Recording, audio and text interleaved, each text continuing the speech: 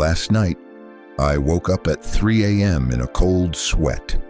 I was 32 years old, had a decent job, a nice apartment, and what everyone called a successful life. But lying there in the dark, I realized something that terrified me to my core. I couldn't remember the last time I felt truly alive. I couldn't remember the last time I did something that excited me. I was living, but I wasn't actually living. And here's the scariest part. According to a study from Harvard Medical School, 78% of people feel this exact same way, but never do anything about it. They spend decades going through the motions, thinking they're building a life, when really they're just killing time. What I'm about to share with you will either wake you up or make you extremely uncomfortable. These 7 signs are like a mirror that shows you the truth about whether you're actually living your life or just going through the motions. By the end of this video, you'll know exactly where you stand. And if you recognize yourself in these signs, don't worry. I'm also going to give you the exact steps to turn everything around, starting today. Before we dive in, I need to say something important. If you're dealing with serious depression or mental health struggles, please reach out to a professional. What I'm sharing today is about life direction and fulfillment, not replacing real medical help when you need it. Now, here's what most people don't realize about wasting their life. It doesn't happen all at once. You don't wake up one morning and decide, I'm going to throw my life away. It happens slowly, one compromised day at a time, until you look back and realize years have disappeared. Dr. Bronnie Ware, who worked with dying patients for years, wrote a book about the biggest regrets people have at the end of their lives. And the number one regret? I wish I had lived a life true to myself, not the life others expected of me. That hit me like a truck when I first read it, because I realized I had been living everyone else's version of success, while completely ignoring what actually mattered to me. But here's what changed everything for me. Once I learned to recognize these 7 signs, I was able to completely transform my life. I went from feeling dead inside to waking up every morning excited about the day ahead. And I'm going to show you exactly how to do the same thing. The first sign is the most dangerous one because it feels so normal. Ready for this? You live for weekends and vacations. Now, I know what you're thinking. Everyone looks forward to weekends. That's totally normal. But here's the difference. Looking forward to rest and fun is healthy. Living in a state where you're constantly counting down the days until you can escape your regular life, that's a massive red flag. I used to have a countdown app on my phone, not for special events or exciting trips, for Friday at 5 p.m. every single week. I was literally counting down the hours until I could stop living my actual life and start living my real life. Here's what neuroscience tells us about this pattern. When you're constantly in escape mode, your brain starts associating your daily life with stress and unhappiness. You're not building positive memories or experiences Monday through Friday. You're just surviving until the weekend. But here's the really scary part. When someone spends 5 days a week in survival mode and only 2 days a week actually living, that means 71% of their life is just waiting to live. Think about that for a second. If you live to 80 years old and you spend 71% of that time just getting through the days, you've only truly lived for 23 years. The rest was just killing time. The second sign is even more subtle, but it's destroying millions of people's lives right now. You make decisions based on what's expected, not what excites you. This one almost ruined my entire 20s. I chose my college major because my parents thought it was practical. I took my first job because it looked good on paper. I stayed in that job for 5 years because everyone said I was building a career. But here's what I never asked myself. What do I actually want? What makes me feel alive? What would I do if I knew I couldn't fail? Dr. Carol Dweck from Stanford University studied this exact behavior. She found that people who make decisions based on external expectations, rather than internal motivation, are 47% more likely to experience what she calls learned helplessness. That's when you stop believing you have any real control over your own life. You become a passenger in your own existence, just going where other people think you should go. I remember the exact moment I realized this was happening to me. My boss asked me what I wanted to do next in my career, and I completely froze. I had no idea. I had spent so many years doing what I was supposed to do that I had completely lost touch with what I wanted to do. Here's a simple test you can do right now. Think about the last 5 major decisions you made. Your job, where you live, how you spend your free time, the goals you're working toward. Now ask yourself, how many of those decisions were based on what you genuinely wanted versus what others expected of you? If the answer is less than half, you might be living someone else's life instead of your own. The third sign is so common that most people think it's just part of being an adult. But it's actually a massive warning sign. You've stopped learning and growing. When was the last time you learned something new? Not because you had to for work or school, but because you were genuinely curious about it. When was the last time you challenged yourself to do something that scared you a little bit? Research from MIT shows that when people stop learning and growing, their brains literally start to shrink. Not just metaphorically, actually shrink. The neural pathways that aren't being used start to disappear. But here's what's even scarier. When you stop growing, you stop feeling alive. Growth is literally the essence of being human. Without it, you're just maintaining, not living. I realized I had this problem when someone asked me what I was excited about learning next, and I couldn't think of anything. My brain had gone into maintenance mode. I was just repeating the same routines, having the same conversations, consuming the same type of content every single day. Tony Robbins says that progress equals happiness, and neuroscience backs this up completely. When your brain detects that you're making progress towards something meaningful, it releases dopamine, which makes you feel good. But when there's no progress, no growth, no forward movement, your brain interprets that as slowly dying. The fourth sign is probably the most heartbreaking one, because it affects your relationships with everyone around you. You've become numb to your own emotions. When was the last time you felt really excited about something? When was the last time you felt passionate, angry, deeply moved, or genuinely surprised? If you're struggling to remember, that's a huge red flag. Here's what happens when you're wasting your life. Your brain starts protecting you from disappointment by numbing all of your emotions. It's like your emotional immune system kicks in and says, if we don't feel anything deeply, we can't get hurt. But here's the problem with emotional numbness. You can't selectively numb emotions. When you numb the painful feelings, you also numb joy, excitement, love, and passion.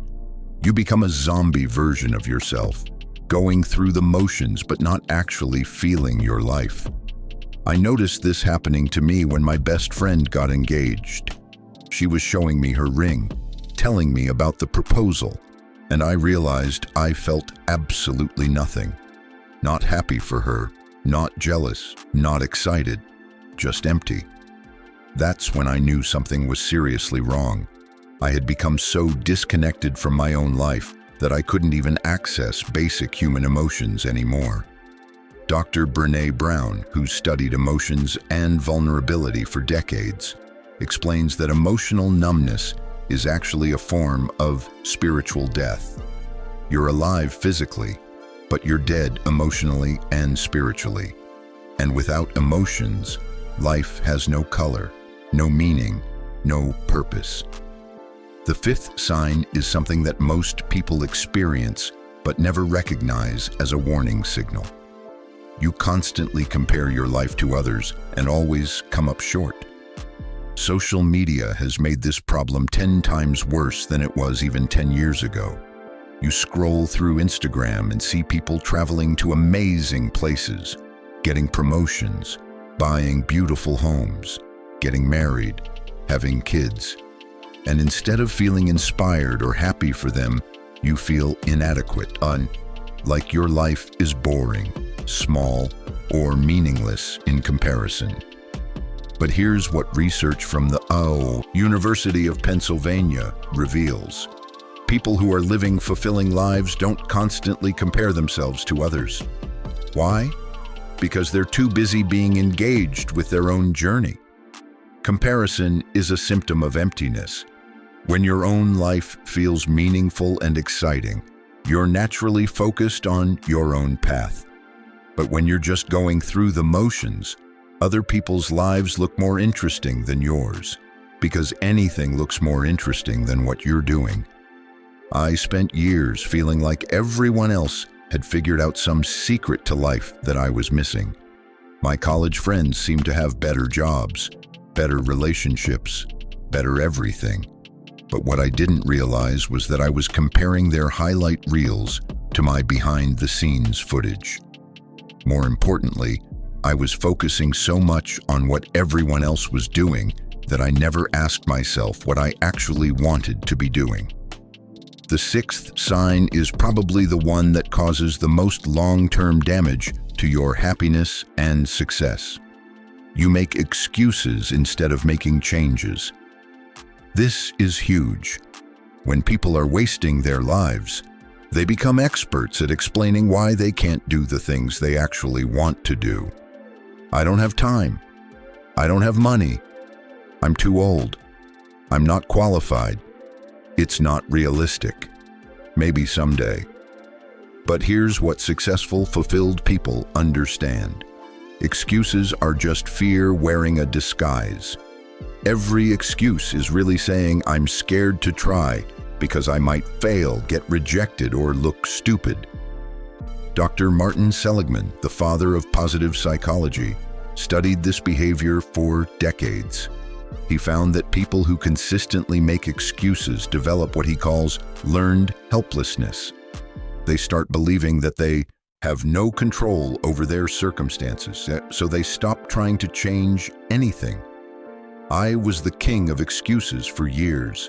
I wanted to start my own business, but I didn't have enough savings. I wanted to travel, but I didn't have enough vacation days. I wanted to learn new skills, but I didn't have enough time.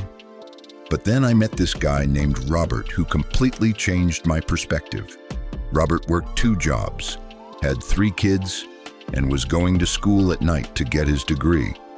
When I asked him how he managed it all, he said something that hit me like a brick. I stopped making excuses and started making decisions. That's when I realized that every excuse I was making was really just a decision to stay stuck. I wasn't actually a victim of my circumstances. I was choosing to be a victim of my circumstances. Now, the 7th and final sign is the most dangerous one of all, because it tricks you into thinking everything is fine. You're comfortable. I know this sounds crazy. Comfort seems like a good thing, right? But here's what most people don't understand. Comfort is the enemy of growth. And without growth, you're not living, you're just existing. When you're too comfortable, you stop taking risks. You stop pushing yourself. You stop dreaming big dreams. You settle into a routine that feels safe, but slowly kills your soul. I call this the golden handcuffs trap. You have a decent job, a nice place to live, enough money to pay your bills and have some left over. From the outside, everything looks great. but on the inside, you feel like you're slowly dying. The neuroscientist Dr. Daniel Siegel explains that our brains are designed to seek novelty and challenge. When we're too comfortable for too long, our brains literally start to atrophy. We become less creative, less adaptable, and less alive. But here's the really insidious part about comfort. It makes change feel impossible. When you've been comfortable for years, the idea of risking that comfort for something better feels terrifying. So you stay stuck, telling yourself you should be grateful for what you have, while secretly knowing that something is missing. Now, I know what some of you are thinking. This is depressing. I recognize myself in most of these signs. What am I supposed to do about it? Here's the good news. Recognizing these signs is the first step to changing everything. And I'm about to give you the exact roadmap I used to go from wasting my life to actually living it. But before I do that, I want to tell you about my friend Sarah, because her story shows exactly what's possible when you decide to stop wasting your life. Sarah was 35, worked in accounting for a company she hated, lived in a studio apartment she could barely afford, and spent most of her free time watching Netflix and scrolling through social media. She recognized all 7 signs in her own life and decided she had to make a change. That was 3 years ago. Today, Sarah runs her own successful photography business, lives in a beautiful house with her partner, travels regularly, and wakes up every morning excited about her day. But here's the key. Sarah didn't change everything overnight. She used the same step-by-step process I'm about to share with you. Step 1, and this is crucial, get brutally honest about where you are right now. Most people skip this step because it's uncomfortable, but you can't change what you don't acknowledge.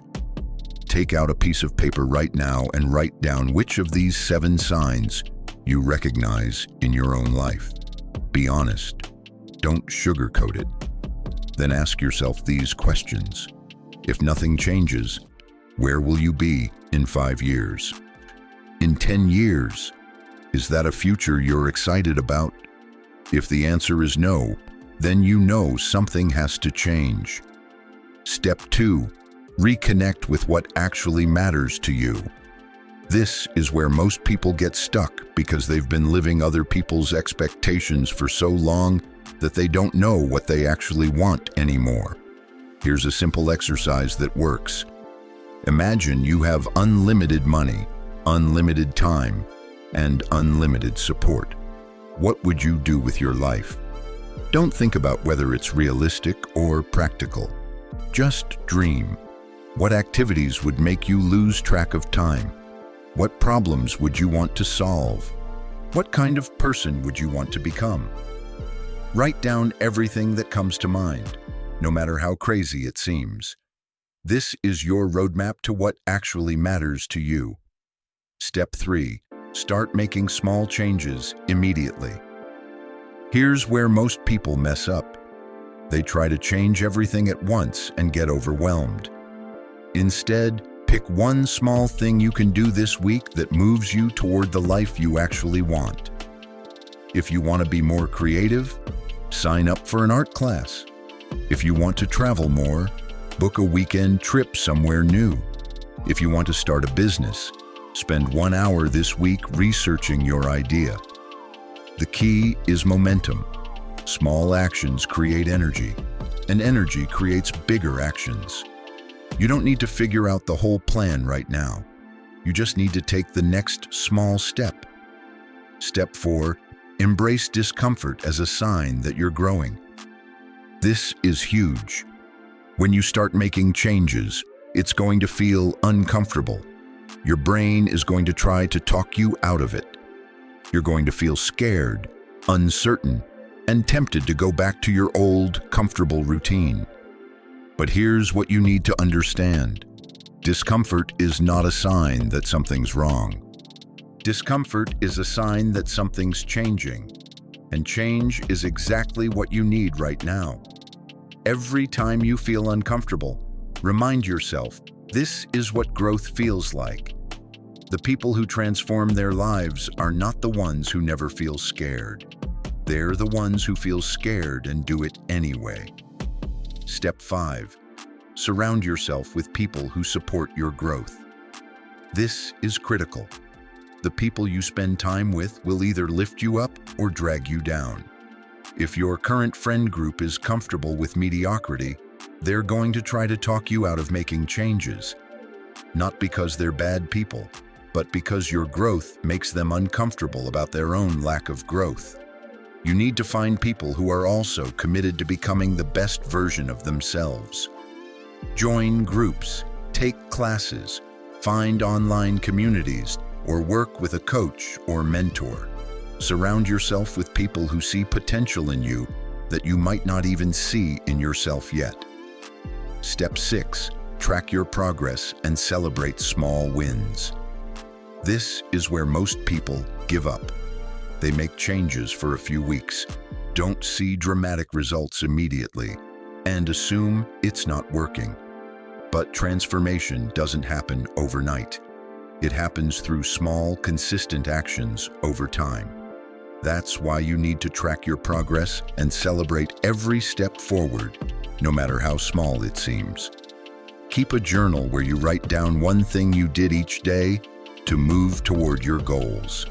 Did you have a conversation with someone new? Did you learn something that excited you? Did you take a small risk? Write it down and celebrate it. Your brain needs to associate change with positive feelings, not just struggle and discomfort. When you celebrate your progress, you're training your brain to want more growth and change. Now, I need to address something important.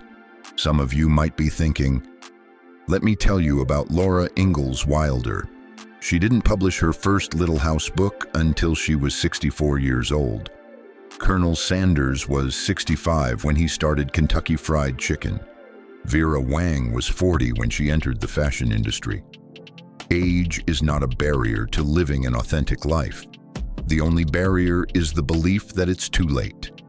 And that belief is completely false. Here's what neuroscience tells us about the adult brain. It's capable of forming new neural pathways until the day you die. This is called neuroplasticity, and it means you can literally rewire your brain at any age. You can develop new skills, new habits, and new ways of thinking no matter how old you are. I also want to talk about money, because I know some of you are thinking, I can't make changes because I can't afford to take risks. Here's the truth. Living an authentic life doesn't require you to quit your job tomorrow and move to Bali. Most meaningful changes can start with little or no money. You can start learning new skills online for free. You can begin building relationships in your community without spending a dime.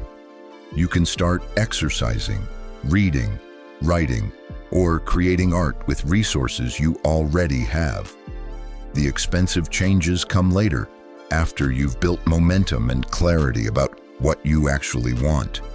And by then, you'll have developed the skills and confidence to figure out how to make it happen financially. Let me tell you about Marcus, because his story shows exactly what I'm talking about. Marcus was a 42-year-old accountant who felt completely dead inside. He'd been doing the same job for 15 years, living in the same apartment, following the same routine every single day. He recognized all 7 signs in his own life, but felt trapped because he had a mortgage and bills to pay. Instead of making dramatic changes, Marcus started small. He'd always been interested in photography, but never pursued it. So he started taking pictures on his lunch breaks with his phone. He joined an online photography group and started learning from other photographers. Within 6 months, his photos were getting attention on social media. People started asking if they could hire him for events. He began doing weekend photography gigs while keeping his day job. After 2 years of building his skills and client base on the side, Marcus was making more money from photography than from accounting. That's when he made the transition to full-time photography. Today, Marcus travels the world taking pictures for magazines and brands. He makes more money than he ever did as an accountant, and more importantly, he loves what he does. The key to Marcus's success was that he didn't try to change everything at once. He started where he was, with what he had, and took small steps consistently over time. Now, I want to talk about fear, because fear is the biggest thing that keeps people stuck in lives they don't want. Here's what most people don't understand about fear. The things we're most afraid of are usually the things we most need to do. Fear isn't a stop sign. It's a compass pointing toward growth. When I decided to leave my corporate job to start my own business, I was terrified. I was scared of failing, scared of running out of money, scared of what people would think if I couldn't make it work. But I realized that I was even more scared of staying in a job that was slowly killing my soul. I was more afraid of looking back in 20 years and regretting that I never tried. Dr. Susan Jeffers, who wrote the book Feel the Fear and Do It Anyway, explains that successful people aren't people who don't feel fear. They're people who feel the fear and take action anyway. Fear is information. It's telling you that something matters to you. If you weren't afraid, it would mean you didn't care about the outcome. So, instead of avoiding fear, learn to dance with it. Here's a practical exercise you can do right now. Think about one change you've been wanting to make but have been putting off because of fear. Now ask yourself, what's the smallest possible step I could take toward this goal that would be scary but not overwhelming? Maybe it's sending one email. Maybe it's signing up for one class. Maybe it's having one conversation. Whatever it is, commit to doing it within the next week. Here's what will happen. You'll take that small, scary step, and you'll realize that you're still alive. The world didn't end. In fact, you'll probably feel more alive than you have in months. That feeling of aliveness is what happens when you stop wasting your life and start actually living it. Now, I want to share something personal with you. The reason I'm so passionate about this topic is because I wasted almost 10 years of my life going through the motions. 10 years of getting up every morning and going to a job I hated. 10 years of spending my evenings watching TV because I was too emotionally drained to do anything meaningful. 10 years of telling myself that someday I would start living the life I actually wanted. But someday never came. It never comes unless you make it come. The wake-up call came when my dad had a heart attack. Sitting in that hospital waiting room, I realized that life is shorter and more fragile than we like to think. I realized that I had been gambling with my own happiness, betting that I would have unlimited time to figure things out later. That's when I decided to stop waiting for permission to live my life. I stopped waiting for the perfect moment, the right opportunity, or someone else to give me the green light. I started taking responsibility for my own happiness and fulfillment. It wasn't easy. There were moments when I wanted to give up and go back to the safe, comfortable life I knew. But every time I wanted to quit, I remembered how empty I felt when I was just going through the motions. And slowly, day by day, choice by choice, my life transformed.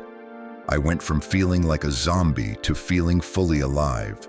I went from dreading Monday mornings to being excited about what each new day might bring. Here's what I want you to understand. You don't have to waste another day of your precious life. You have everything you need right now to start making changes.